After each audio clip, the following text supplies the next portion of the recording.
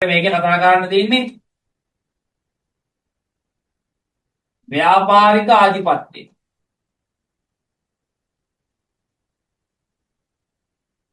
හරිද? ව්‍යාපාරික ආධිපත්‍යය. ඉතින් අපිට මේක කතා කරන්න තියෙන්නේ මාධ්‍ය සංස්කෘතිය. මාධ්‍ය සංස්කෘතිය. ඕක මීට අවුරුදු කිහිපයකට එහා පැත්තේ ලංකාවේ ක්‍රිකට් ටීම් එක අපි සෑහෙන්න දැක්ක ළමයි දැන්වීම් වල. හරි. මං හිතන්නේ අර්ජුන රණතුංග විතරයි ක්‍රිකට් කෙනෙක් විදිහට දැන්වීම් වල හිටපු නැති එකම අපේ ජ්‍යෙෂ්ඨ ක්‍රීඩකයෙක්ට ඉන්නේ.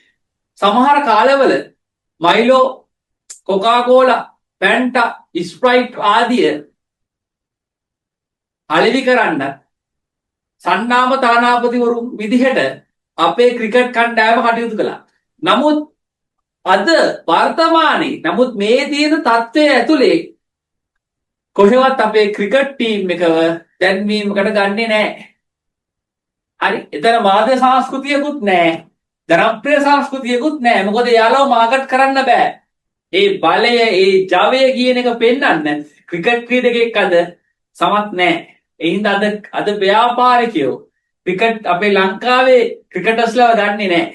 හැබැයි අවසාන යාලට අද කොහෙටද දැන්වීමක් හදන්න යන්න වෙන්නේ? අපේ ලංකාවේ ක්‍රිකටර්ස්ලට යන්න තියෙන්නේ කොන්ඩම් කම්පැනි එක ප්‍රවර්ධනය සඳහා වෙන දැන්වීමකට පෙනී ඉන්න විතරයි. හරි. මේක ලොකු ප්‍රශ්නයක්. ඉතින් මොකද යාළුවගේ ගත්තාම යාළුවගේ ජවය, යාළුවගේ බලය, හරිද?